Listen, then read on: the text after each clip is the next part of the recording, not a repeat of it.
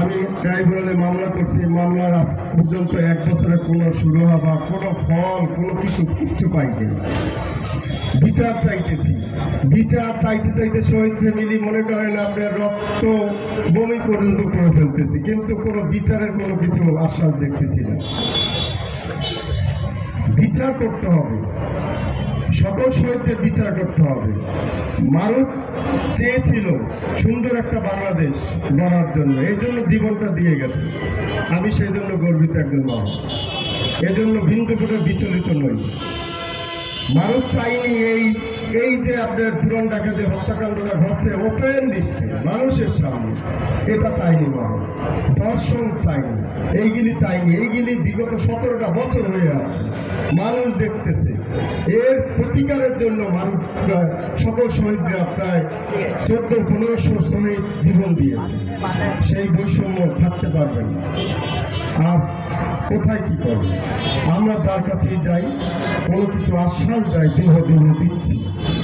আজকে দেখেন 17টা বছর বিভিন্ন দল, আওয়ামী লীগ ছাড়া বিভিন্ন দল বিভিন্ন রকম ছিল, কোথায় কে ছিল সবই তো দেখেছি।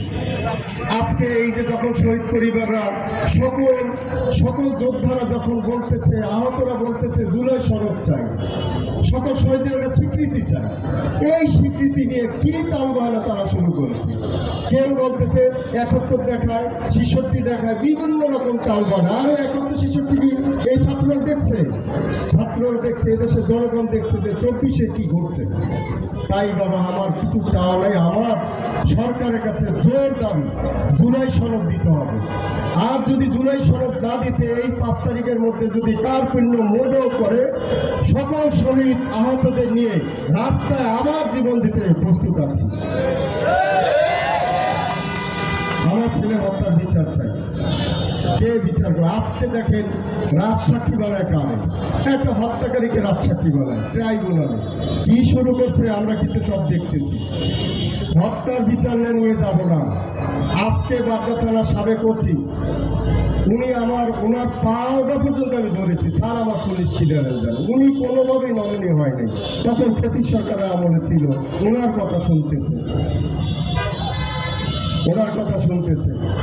যাই হোক। ঘরে আমার ছেলে কলেজ ছাত্র ছিল, তখন ওনাদের সমস্যা হবে আমার ছেলেকে, এই জন্য তারা পুলিশ ক্লিয়ারেন্স দেয় নাই।